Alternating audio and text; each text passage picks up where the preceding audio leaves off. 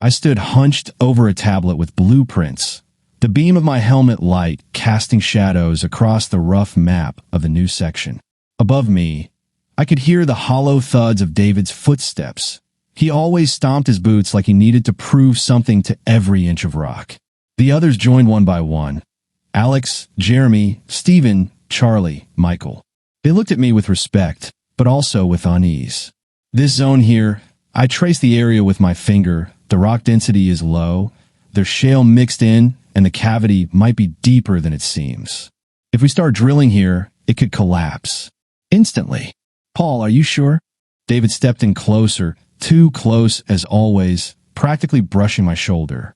You know how much each delay costs. I pushed the tablet aside and looked straight at him. I'm not talking about money, David. I'm talking about lives. It's too dangerous. I wouldn't send anyone from my crew into that zone. So what? You're saying we should stall the whole project? David smiled crookedly, not meeting my eyes. Same old cautious, Paul. This isn't my caution. It's basic safety. You can disagree all you want, but that doesn't change the geology, I said flatly. Stephen scratched the back of his head. What if we reinforce the supports? That won't help, I said. There's no stable layer. It's too risky. David laughed and patted Michael on the shoulder. Well, boys, what is it? Complaint day to day? Or do we actually want a paycheck this month? I watched them exchange glances. Only one gaze remained steady. Alex's. The youngest. He always stayed close to me, but even he stayed silent. The next morning, just as I was about to head home, David caught up with me at the edge of the zone. Paul, wait. What? I've been thinking about what you said. Look, I'm not stupid either. I need you to take one more look at the site. There's a passage you didn't see. Just walk it with me. I'll show you something. One time, I hesitated. This was my friend. For years, he'd had my back in some dark times when I thought I was losing it. He'd been around my family, through everything. Hell, we'd spent half our lives in the same helmet. All right, but with the others. I don't take private strolls underground. Sure, he shrugged. We descended into the main shaft. The helmet lamps carved out patches of wet concrete, dripping pipes, and rotting wooden beams. The damp air clung to the skin. But this time, something felt wrong. My muscles remembered too well. It was too quiet, too prepared. David walked ahead, chatting like always. Right here, he pointed at a narrow crevice between supports. See this? It's not on any of the maps. I found it by accident. Needs checking. It's too narrow. God knows where it goes. Just take a look. 1 minute. I bent down and slid in. It was tight, pitch black. Rocks pressed on my shoulders. Air tasted like metal. Nothing. Empty. There's nothing here, I said, turning around. Then came the sound. Metal. A clank. And a sharp exhale of effort. David. I started moving toward the exit, but the support beam above groaned and buckled. Shit. I cursed. Next, darkness. Rocks. Bone-crunching weight. Pain. Blood. My legs. My legs. I screamed. Help. Hey. Someone. Get me the hell out. A shadow appeared in the gap. First Michael's face, then David's. He crouched beside me, sledgehammer in hand. Oh, Paul. Looks like you're staying down here. Lift these goddamn rocks. What the hell are you doing? My leg's broken. We're not lifting anything, he said calmly. Coldly. No one is. What? You thought you'd led forever? With all your safety first, slow down, double check? You're holding us back, Paul. You're in the way. I stared at him, not understanding. I'm in charge now. Me. I'll take your place. Your wife? Amanda was never loyal. She was bored. Wanted something real. Guess who gave it to her? He pulled a bundle of photos from his backpack.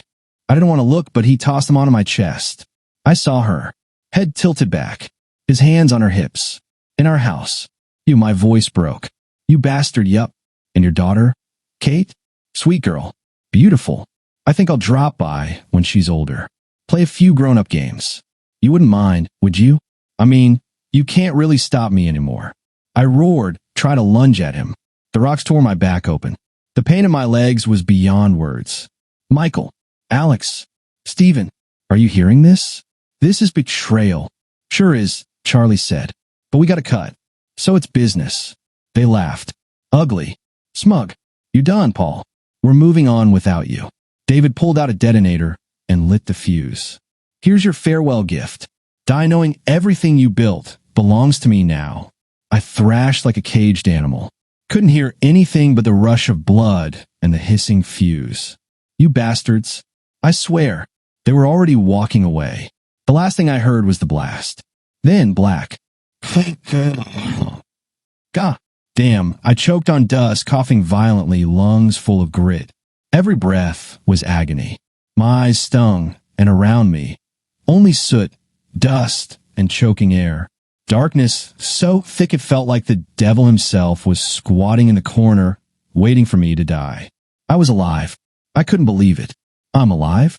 This is insane, I wheezed. I moved a finger. Pain shot through my leg like lightning. My throat was dry as ash. I tried shifting my torso, snap, searing pain, but my legs were no longer pinned. The blast must have shifted the rock, partially collapsing the pressure. Thanks, you dynamite son of a bitch, I rasped through gritted teeth. Finally did something useful. I started clawing at the rubble. My hands trembled, skin torn, fingers raw. But none of it mattered. All that mattered was crawling out. Getting out of the grave, they threw me in. I'll find you, David, I hissed, pulling my left leg free. I'll find you, Amanda. And I'll find Kate. You're not hiding from me. Eventually, I dragged myself onto a flat slab. Sat up, leaning on a shattered beam, barely conscious. My left leg was definitely broken. I looked down, bloody mess, socks soaked crimson. Still mine. Still hurting. I was alive, and that meant the war wasn't over. I slowly rose to one knee, careful not to lean on the ruined limb. Reached for the rubble, remembering where my helmet had landed. My fingers brushed a hard rim. I pulled it free. The lamp. Click. Thank every god under the earth, it still worked. Flickering weak but light. My sight returned, along with hope. I scanned around. The main tunnel, completely caved in. Stone sealed it shut. David had planned this. Strike the support, time the charge. Perfect. Leave me buried. But the bastard didn't know one thing. I don't die on schedule. Then I noticed something. In a far corner, one solid stone had shifted. Rocks pulled away. I crawled, gasping, and pressed my cheek to the surface. A breeze. Barely there. Dry. Cold. Alive. Air, I whispered. There's a way out. I started digging. Fingers in the dirt, scraping stone, throwing debris aside, until an opening appeared, tight, like a coffin, but passable. Air flowed from it. Maybe a second shaft. Maybe hell itself. Didn't matter. Anything's better than here, I muttered. I bit down and began to crawl. The flashlight trembled with my breath. Stone tore my shoulders, ripped my jacket, left bloody trails. I choked but kept moving. Every inch felt like a lifetime. No less than an hour had passed, maybe more, before I found myself in a small underground cavity, a natural pocket, no more than 2 meters wide, perhaps less. It had taken me a long time to get here. I collapsed against the wall, gasping. The air was fresher now, but ahead, dead end. The passage beyond was too narrow. Not even a chest could squeeze through. No, not this. I shut my eyes. There was nothing left in me. I swept the beam of my flashlight across the walls. Cracked, layered, crumbling in places. My hand hit a stone that shifted. I froze. What the? The rock was loose. With effort, I pushed it aside, and a hollow behind it opened. The flashlight lit up the space. My eyes widened. Bars. Not dust. Not or gold. Real, solid gold with that unmistakable cold gleam, stamped with markings from the old mining companies. Son of a, I laughed. An unhinged, breathless laugh. I'm half dead, and I find the goddamn El Dorado. The chamber was filled with gold, laid neatly, precisely, as if someone had carefully packed it away for safekeeping. Hundreds of thousands, maybe millions, all of it once smuggled out, meant to be legend. What the hell am I supposed to do with you? I whispered, staring at the gleaming piles. Buy new legs? Buy a new life? Then hit me. None of this mattered if I couldn't get out. And then I heard it. A sound. Faint trickling. Water. I dropped to my knees, ran my hand along the floor. Under the stones, vibration. I pressed my ear to the ground. Yes, water flowed beneath me. Not stagnant, rushing. My heart started pounding. I began to dig. With my hands. Broken fingers. Palms torn raw. I tossed stones aside, scooped out clay, shredded my nails, spat blood, but I dug. The soil softened. Then crack. Ah shit. Everything gave way. I fell like into the gullet of some beast. Raging, icy water swallowed me like a rag doll. I tumbled, got sucked down, slammed against walls, against stone, over and over. GHH. I choked, mouth full of water. The current thrashed me, ripped my clothes, broke my body. I tried to surface, gasp air, but each time I rose, it dragged me under again. The world turned into hell made of water and rock. And then light. A faint, dim flicker. Blue. Almost white. I lunged upward. Air. I croaked, inhaling. Above me, a sliver of sky. Light. Freedom. But then, another sound. A roar. Ahead, a drop. A waterfall. No, I tried to turn, but too late. I fell. The current tore me from the rock, sent me plunging down with a roaring flood. Stones smashed into my ribs, my head, my legs. Another snap. Something cracked deep inside me. Not metaphorical. I didn't scream. I couldn't. My throat was full of water. My face scraped raw. Blood poured into my eyes. But then, something slammed into my chest. A fallen tree. Broken, but wedged against a boulder. I latched on, clawing at the bark, digging my fingers into the wood. Come on. Hold, you bastard. Hold. With a final monstrous effort, I hauled myself out. My body burned with pain. My legs screamed like a wolf in the snow. But I made it. I pulled myself ashore. Onto cold, wet earth.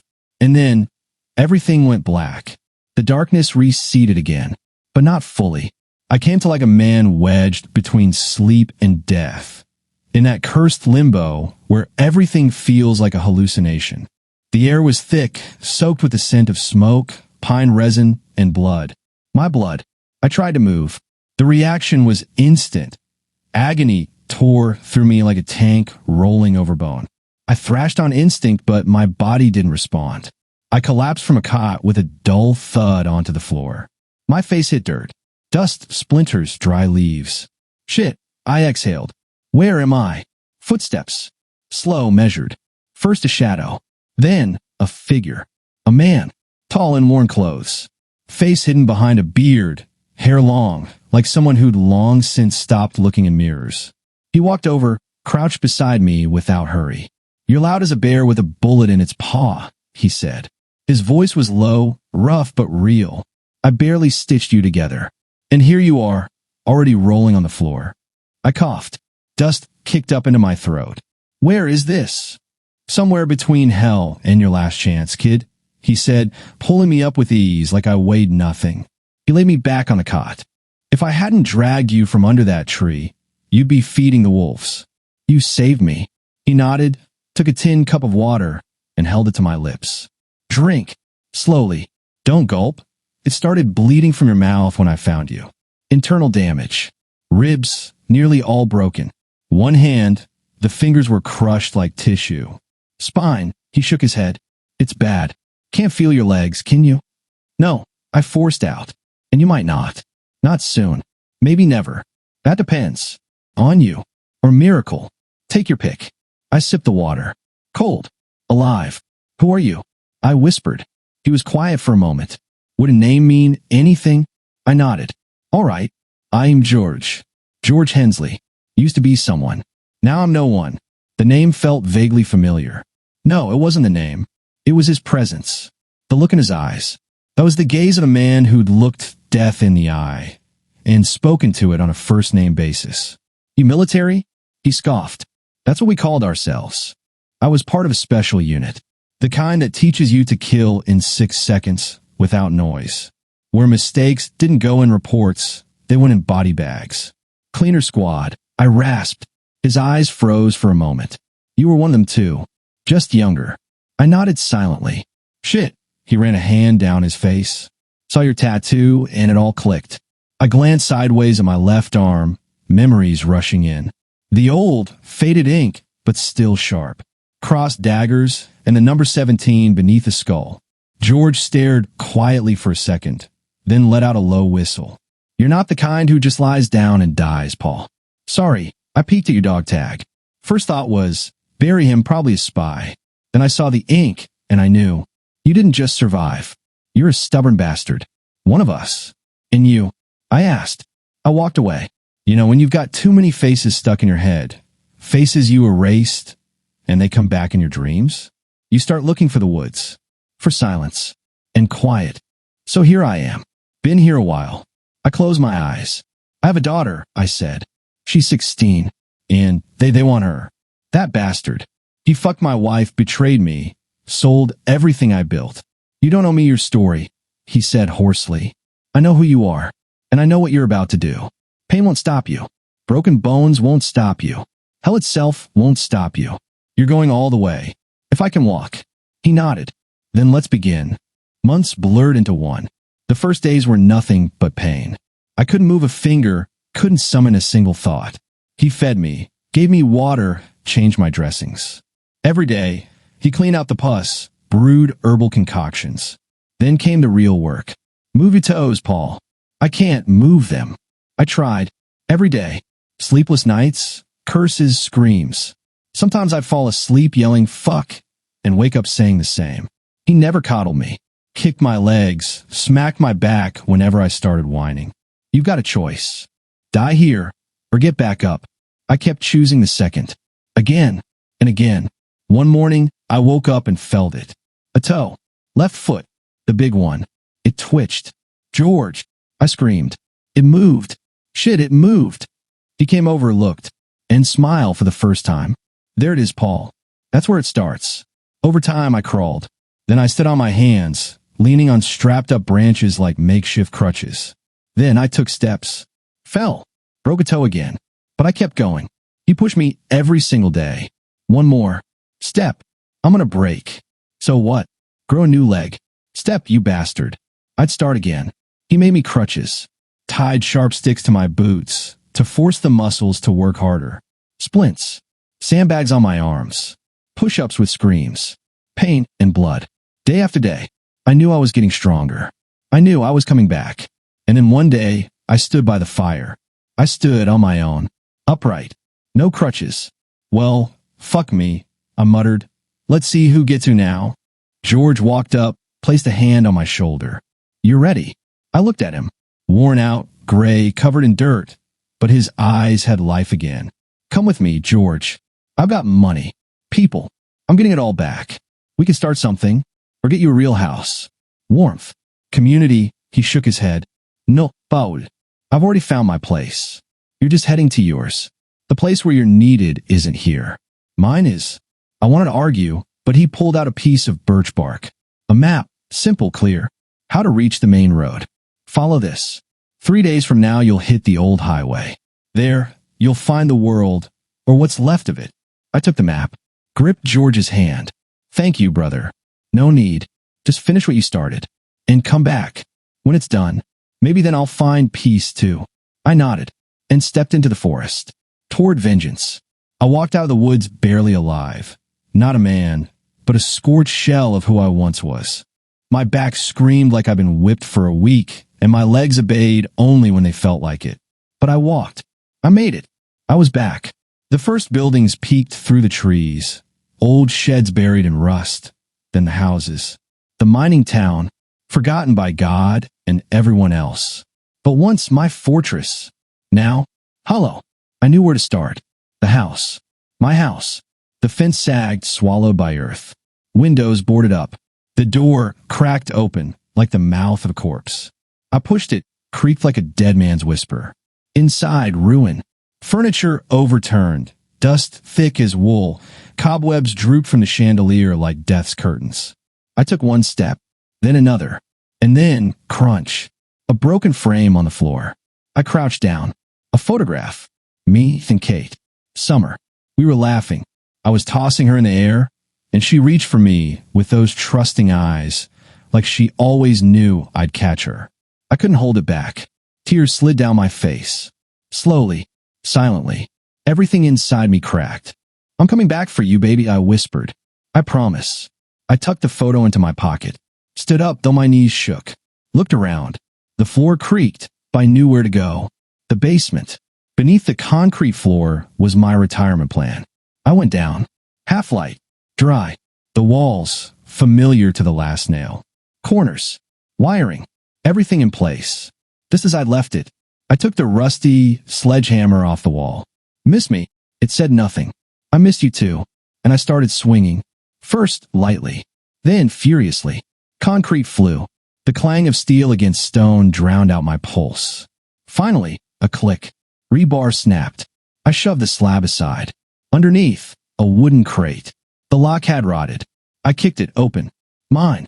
FN scar, 3 spare mags, knives, tactical vest, machete, pistol, bugs, wiretaps, even the old zapper, 3,000 volts of regret. All oiled, like I'd packed it just yesterday. Well, I said, tightening the straps. Time for a little catch-up, assholes. They weren't hiding. Alex and Jeremy, the very ones, sitting in a high-end restaurant on the edge of town, behind glass, like 2 vampires with rented smiles. With them, 2 girls in dresses that looked more like damp napkins than clothing. I parked the van across the lot. Waited. They laughed, drank, poured champagne. Alex kissed his girl on the neck. Jeremy whispered to his. She squealed like a kettle. Then they stood, shuffled toward the car, a shiny new sedan. Well, I muttered, starting the van. I rolled forward slow, like a hunter. Just as they opened the car doors, I floored it, slammed into the side of their vehicle. They screamed, "Hey, what the hell, asshole?" Alex shouted. 3 guesses, I said, opening the van side door. He didn't even blink before I leapt out and smashed the butt of my rifle into his nose. Crack. He went down, clutching his face, wailing. "Mommy," he howled. "My nose. My fucking nose." Oh, this is just the beginning. Jeremy reached for something, too slow. I grabbed his arm, drove my knee into his mouth. Teeth flew. "Where are your manners?" I said. "I came back, and you didn't even ask how I've been." He wheezed. I twisted his arm until I heard the bone pop. "There. Now we're even." The girls screamed. I turned to them. "Go home. No questions. No phones. And don't look back. This isn't your story." They ran, heels pounding like drums. I tossed both men into the van. Tied them up. Gags. Everything by the book. The forest. The same one where I once learned to survive. I found the right tree. Sturdy branch. Strong ropes. Alex hung upside down, face swollen, hair drooping like a rag doll's. Jeremy swung beside him like wet laundry. "So boys, how's the mood?" "Peepaw, we thought you were dead," Alex rasped. "Yeah, I tried really hard. But you bastards never could finish a job. As usual. We didn't know, honest. It was all David. He planned it all." Jeremy sobbed. "Where's Kate?" I asked. "We don't know." They screamed in unison. I stepped closer. "All right, let's do it the old-fashioned way. See this knife?" I pulled out the machete. A big one. Like a butcher's, just with more memories. "W8, Paul," show Alex. "We're old friends. And friends share. Let's start with fingers. One per lie." They screamed like pigs. "Where is she?" "We don't know." "We swear." "Then say something useful." Jeremy was gasping for air. "We haven't seen him since. He left with Amanda. Said it was over. Everyone else is dead." Back in the mine, it all collapsed. The equipment, the men, everything's gone. "You talking about my grave?" He went silent. Alex groaned. "We just took the money and left. We didn't know you were alive. We thought that was it. And Stephen and Charlie," he gulped for breath, "they're in the city, running an underground business. Gambling, drugs, girls. They've got a club. It's called Red 9. Outside of town. Slater Street, 147. I nodded. "Now that's more like it. Sija, you could be useful. Just a little too late." "Wait, please." I raised the machete. "Paul, we didn't kill anyone. We just..." "You betrayed. You stayed silent. You laughed. And I sliced. Clean. Smooth." Alex's body gave one last twitch, then went still. Jeremy screamed. I stepped closer. "Don't be afraid. You're going after him now. In hell, you'll be sitting at the same table. With the same horse." And again, the silence of the forest. 2 bodies swaying gently, cooling in the breeze. I wiped the machete on their shirts. Slater, 147. I muttered. Coming for you, boys. Slater Street, 147. Red 9 Club. From the outside, nothing special. Gray walls, no signage, a couple of security cameras, a guard car by the door. 2 men out front, a fat guy in a leather jacket and a younger one with a cigar, looking like he'd been tired since birth. Who would have thought this place housed a business built on blood, drugs, girls, and other people's misery? I stood across the street, wrapped in my jacket. Underneath, knife, machete, pistol, and a fire in my gut begging to cut something open. The sound inside, music, laughter, clatter of chips and glasses. In this house, strength made the rules. Good. I was exactly where I belonged. I crossed the street and headed toward the door. Hey, buddy, stop right there. The fat one stood up, looking at me. Where's your pass? About an invitation, I said. What kind of goddamn? This one. I pulled the pistol and shot him in the throat. He gurgled, choked, and dropped to his knees. The cigar boy reached for his holster, but I was already there, smashed his cheekbone with the stock. Teeth flew. Blood sprayed across the wall. He squealed. I slit his throat, eye to eye. The cigar dropped, hissing in a puddle of blood. Apologies, gentlemen, I muttered. Private party tonight. I kicked the door open. Inside, chaos. Tables, chips, girls on laps. Music blasted from the speakers. A half-naked dancer bounced above the bar, her chest swinging to the beat. 5 guards in the room. I marked them instantly. First one, standing with his back to me, chattering on his radio. Shot to the back of the head. He slumped forward, face planting into the cocktail menu. Second, by the roulette wheel. Spotted me, reached under his jacket. Hey, who the hell are? I shot him in the knee. He went down screaming. I finished him by cracking his skull open with a machete. His brains splattered across the carpet like smashed melon. Third, jumped out from behind the bar with a shotgun. Drop the weapon, he yelled. I threw a knife. It lodged in his eye. He fell backward, convulsing like a fish on the dock. By now the room erupted in panic. Screams. People ran for the exits. Fourth, a bald bodybuilder charged from between tables. Punched me in the chest. I flew back but stood right back up. You're dead, freak, he hissed, raising his fists. I pulled out the zapper. Click. He jerked like lightning, kissed him, then crumpled. I straddled him and beat his face in with the stock until it was unrecognizable red mush. Fifth, last one, was trying to run through the back door. I shot him in the leg, ran up, and buried the machete in his spine. He twitched, then froze. Still breathing. Useless. Rest up, I whispered. By now the casino was a war zone. Chips flew like confetti at a clown's funeral. Screams, crying, girls sobbing. One drunk vomited into a trash can. And in the center of the chaos, 2 bastards. The reason I came. Charlie and Steven. VIP table. Frozen. Staring at me like they'd seen a ghost. In no way. Charlie stammered, backing up. Paul. Steven trembled. That's not you. Yeah, I said. I just look like the guy you buried alive underground. They tried to run, but I drew my pistol and fired. Once. Twice. Hit both in the legs. They screamed and fell. I walked up, grabbed Steven by the collar, kicked Charlie in the chest, and dragged them to the center of the room. Time for the show. I found a sturdy table, flipped it over, locked it in place. Tied them down, hands, feet. Their faces were pale as corpses. Paul, please. We didn't know. Steven cried. You knew who I was. And you knew. I don't forgive, I said, unscrewing a bottle of vodka. I poured it all below their waists. Their pants soaked, the floor shimmered. Paul, Charlie screamed. Why this? I warned you. Don't hurt me. Now, watch your reputation burn. I flicked the lighter. Flames erupted like Satan's birthday candles. They howled. Loud. Raspy. Their bodies twisted. Pants catching fire. Skin blistering. Hey, Paul. We'll tell you everything. Just please. Well, finally, I nodded. Talk. David. He's with Amanda. They're at an old warehouse. It's a stash in their base. Drugs. Girls. Human trafficking. Michael's with them. Address. Black Road, 51. Former chemical plant. 3 floors. Cameras. Dogs. They almost never leave. See how easy that was? I said, pouring more vodka.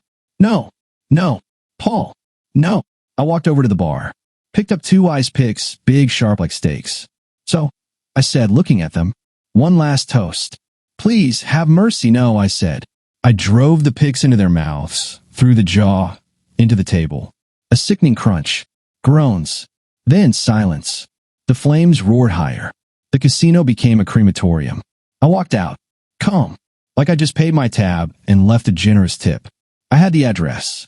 And ahead, my final target. Black Road, 51. An old chemical factory, long ago sold off to criminals. Now a den of scum with no conscience. 3 floors of concrete hell. 2-meter fence with barbed wire. Cameras. 5 armed bastards outside. Not counting those inside.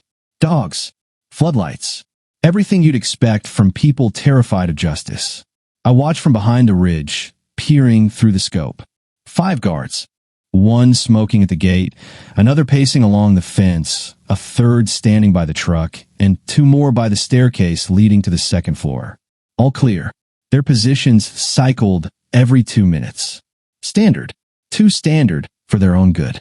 I stood up, checked the pistol, knife, machete, the zapper, and a few surprises in my pockets. Pulled on the gloves. Took a deep breath. Well, ladies, let the dance begin. The first one went down quietly.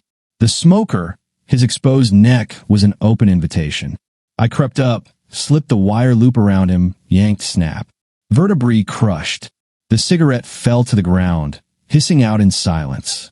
Second one I found behind the shed. He stepped out to take a leak. Bad call. I waited for him to relax, then shoved my knife into his liver. He groaned, but didn't have time to curse. Turned him around and slit his throat clean, like a chef filleting a fish. Cozy, huh? I murmured. Bit chilly out tonight. The third, near the truck, noticed movement. He turned. Who's there? I threw the knife. Blade pierced his eye. The sound was like a grape bursting. He flinched, dropped his rifle, but I was already there. A kick to the knee. Crack, he collapsed. I drove the knife into his temple. Next time, don't stand in the headlights. 2 left, standing side by side, laughing over some skank. I didn't waste bullets. Crept up behind. Cracked the first one in the back of the head with the rifle, but he dropped. Second, jaw shot, disarmed, bayonet in the gut. Melissa, was it? I asked, locking eyes with him. Hope she won't mind what's left of you. Silence. No more breathing. Just me. The outer ring was dead. Now inside. I forced the warehouse door. My body tense from lingering pain, still not healed. But adrenaline did its job. Inside, darkness, concrete, stench of cheap whiskey, sweat, gun, oil. I moved like a shadow. First one I caught near the stairs. Grabbed his collar, slammed him against the wall, then stabbed between his ribs. Easy mouse. It's almost over. 2nd floor, gaming room. Girls, drugs, armed thugs. One spotted me. Hey, who the hell? Pain delivery, I said and put a bullet through his chest. Panic erupted. Guards scrambled for weapons. I charged into the chaos. One came at me with a bat. I struck first, slashing his belly open with the machete. Another, I shot in the shoulder, then the head. Third, tried to run. My bullet took off half his face. Chips flew. Blood splashed over the tables. The fourth, caught at the exit. Grabbed him, shoved him to the floor, shoved my gun in his ear. Don't move if you like having brains. P, please. No, please. Just too late. Bang. 3rd floor. Main office.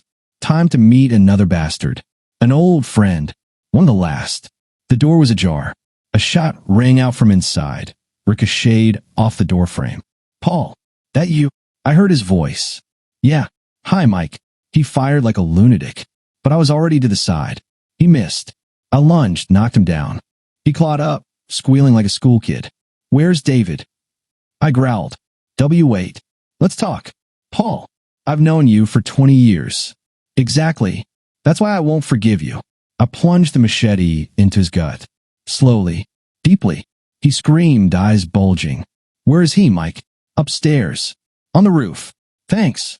I yanked the blade upward. His gut spilled. He twitched. I kicked him like a dead rabbit. He flew into the wall. Always were a soft piece of shit. Up. The final staircase. 2 more guards. One with a shotgun. I threw a knife into his throat. The other, I smacked in the back of the head, then stomped his face in with my boot. Stood at the door. Time to end it. Kicked it open. Inside, David and Amanda. "Paul," he screamed, grabbing a pistol. Shot missed. I rolled left, lunged, and buried the machete in his knee. Snap. Scream. He went down. F. Fuck. Amanda bolted. "Don't you dare," I hissed. Threw a knife. Hit her in the thigh. She collapsed, shrieking. "Where's Kate?" Tinting. David choked. "Where, you bastard?" We gave her away." "To who?" "The mob." "To Chris Belmont."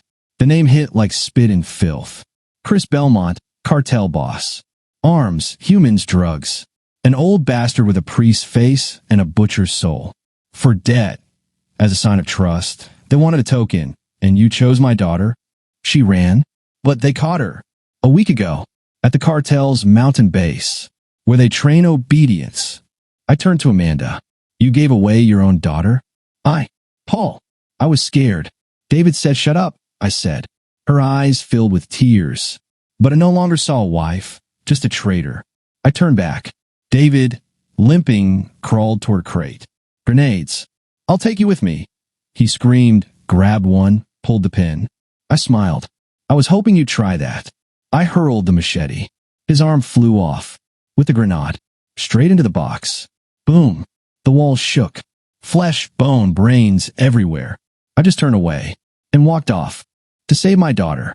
I knew this address was the last. Belmont's base. An old factory in the mountains, retrofitted with concrete hangars, security like a damn fortress, and its own private army. And that's where they kept Kate. My breath. My everything. I went in alone. Not because I wanted to, because it was right. When you've got nothing left to lose, you stop counting bullets. Night wrapped everything in a veil of gray gloom, but the spotlights sliced through it like knives through darkness. I crept in closer, through a ravine, bypassing the guard shacks. It was quiet, only a low mechanical hum in the distance, like hell stretching before starting its shift. On the roof of the northern hangar sat a machine gunner. A massive mounted caliber, belt-fed, the ammo strip sticking out like a dragon's tongue. It was an M2, .50 caliber, a meat grinder capable of turning a cow into vapor in 10 seconds. And the gunner was asleep, arms resting on his gut, head hanging low, softly snoring. "Gotcha, Rambo on a budget," I whispered, crawling along the steel truss. Along the way, 3 guards. One was smoking. I drew my knife, crawled up. Quick jerk, his trachea gasped to my grip. He felt his knees, eyes rolling back. The second turned. I threw the knife into his chest. He stumbled and fell into a pit. Didn't even scream. Third, snoring against a beam. A gift from fate. I clamped his mouth and drove a screwdriver into his temple. Yes, a screwdriver. Sometimes brutality outdoes steel. And there I was, at the machine gun. "Easy now, sweetheart," I whispered, dragging the sleeper off the mount. He started waking up, met my fist. Twice. Then I slit his throat right on the cradle, so his gurgling wouldn't be a bother. Hands on grips. Fingers on the trigger. Breath steady. "Showtime, motherfuckers," I pressed.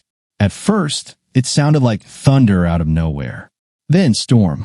The belt rattled, the receiver slammed, and a rain of lead poured down. Below, the yard erupted. People ran. Some grabbed radios. Some grabbed their heads. Some grabbed what was left of them. "Wake everyone up," one of them shouted. I shot off his thigh. It exploded like a watermelon. He dropped to his knees. I finished the burst into his spine. 2 bolted for a truck, gear cover. Mistake. I shredded the vehicle. Metal burst into flames. All that remained of them were smoldering bones and drifting hair. A squad flanked out, rifles, body armor. But the M2 doesn't care about armor. One lost his head. Another, both shoulders ripped apart. The rest disintegrated.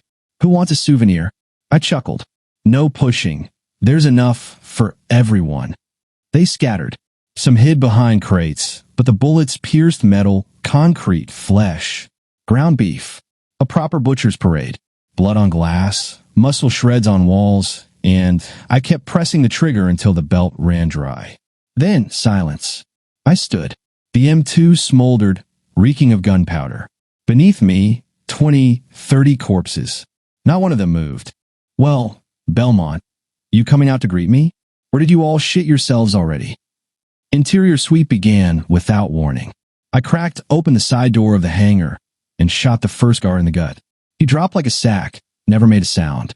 The second lunged at me with a knife. I shoved him, twisted behind, and snapped his neck like a thermos cap. Down a long hallway. Two jumped out. I ducked, shot one in the groin, the other in the eye. Their bodies still twitched as I walked over them. Inside, it was a labyrinth. Cages, rooms, generators, locks, guards. One with a shotgun rounded the corner. I slammed him against the wall, took the weapon, and fired into his face. All that was left were ears. Behind glass, some guy with a radio. I took aim, fired. The bullet pierced the glass and his skull like a can opener. Ahead, stairs. Heavy boots above.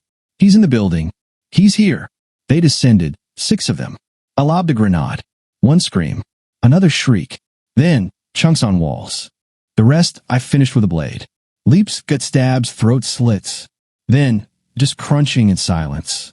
Main office. Marble, carpets, chandeliers, like a cartel lord's wet dream. And in the center, Chris Belmont, sitting in a chair, dressed in white. Looked like a priest, with jackal's eyes. Well, look who it is, he said. Paul, right? Where is she? Your daughter? You don't actually think you'll leave here alive? He smiled. I have a different opinion. I stepped up and shot him in the leg.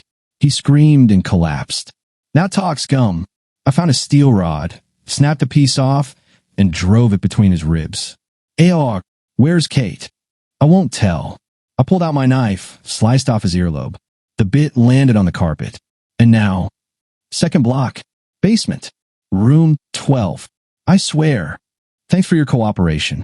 I grabbed him by the hair, lifted his head. You always dreamed of going high, didn't you, Belmont? Please, no. I took his head off in one swing. Neck crunched, skull rolled like a soccer ball. I kicked it out the window, glass shattered, and the head tumbled down. Special delivery. The basement. Cold concrete. Locks. The stench of despair. I opened room 12. Kate, in the corner, among the others, there she was. Dad, her voice cracked. I'm here. It's over. She threw herself into my arms, and I caught her. Around us, wide, terrified eyes of the others. Everyone were leaving. Now, I found the keys, unlocked the cages. They wept. They screamed. They breathed for the first time. Outside, a bus. Old, but it ran. All aboard. Now, I took the wheel. Kate beside me. I pressed the gas. The road home had begun. 3 months passed. I was learning to smile again. And to breathe. Every morning, Kate stepped out onto the terrace and let the sun warm her face. We built a home, real, sturdy, with wide windows and open doors. No fear inside. No secrets. No past. Only now. We moved far away, to a place where no one knew our name, or how my skin bore scars, or how my head carried the faces of the dead. Here, there was only morning, the scent of fresh bread, and my daughter's laughter. But I knew, for this life to truly begin, I had to go back. Back to that place. To the underground gold, buried like sin. To the thing that could buy us more than peace. It could buy freedom. And I knew exactly where it was. I remembered every meter. Even through the pain, I memorized. First, the preparation. I gathered a small crew. Only men I trusted. Not mercenaries. Professionals. Old comrades whose asses I'd saved once and now owed me. We organized an archaeological expedition. On paper, everything clean. I bought access to the mine through third parties. Under the guise of geological exploration, I descended back into hell. It was just like the nightmare. Rocks, mud, collapsed beams, twisted remains of machines. Some bodies were never recovered. The cave-in had entombed the mine like a sarcophagus. But I knew. Deeper, lower was still there. The gold. 2 days of blasting, clearing, cutting, until we opened the same narrow, damp, mold-choked tunnel. I pulled on gloves, grabbed the flashlight, and went in first. And there it was. The treasure. It felt like stepping into a tomb of an ancient god. Bars of gold, dozens, hundreds. I picked one up, warm from time, and laughed. "Well, kid," I said to it, "now you work for me." A month later, I opened a trust. 2 months in, a foundation. By the third, I ran a company for recovery and legalization of historical metals. All of it by the book, through lawyers, bankers, offshore entities. I wasn't just rich. I became someone who bought land, and newspapers, and silence. And Kate, she started drawing again. Her room was filled with light. Paintings covered the walls. At first, dark, then brighter. Then came the blues, the greens. Alive. We traveled. We slept well. We were happy. But I knew who I owed, and to whom I'd never said thank you. I reached the forest by sunset. The wind stirred the canopy. It looked exactly the same, only now I stood on my own feet. In my pocket, a bottle of real whiskey, aged and expensive. In my soul, a quiet I'd earned. The cabin still stood, like it had waited. I knocked twice, then opened the door. He sat by the hearth, cup in hand, as if not surprised at all. "I knew you'd come," George said. "I left a trail. Only you could read it." "Hey, old man," I said. "Missed you." He looked me over, snorted. "You got softer." "I got freer," I replied, pulling out the bottle and setting it on the table. "You like this?" He took it, examined the label, nodded. "Well then, this ain't acorn moonshine," he smirked. "We drinking? Or did you come to cry?" "Pop it open." We stepped outside to the fire, sat across from each other. He poured us each a mug. What were we drinking to? To not becoming a corpse in a mine. To you, not letting me die. We clinked. The fire cracked. The whiskey burned. "So," he asked, "what do you do in peacetime?" "Build a business. Gold. Lots. All clean. Kate's safe. We live by the coast." "You found the gold?" I nodded. "It was right where you pulled me out. Like a fairy tale. Just with more blood and screaming." He laughed. "You always did get the shittiest plots." "And you?" He shrugged. "Fewer deer. More people. But I'm good here. In a world where no one lies. Where the air's clean. Where death isn't news. It's an old friend. Understandable." I nodded. "I wanted to offer you a house. Money. Comfort. And you know damn well I'd say no." We drank in silence. "But you know, Paul," he said, "seeing you alive with light in your eyes, that's reward enough. Not everyone I pulled out came back." "I didn't just come back," I said. "I won." "No, you just stopped losing." We laughed, like old friends. Then he looked at the sky. "Winter's coming. Drop by again. Just not in a coffin, all right?"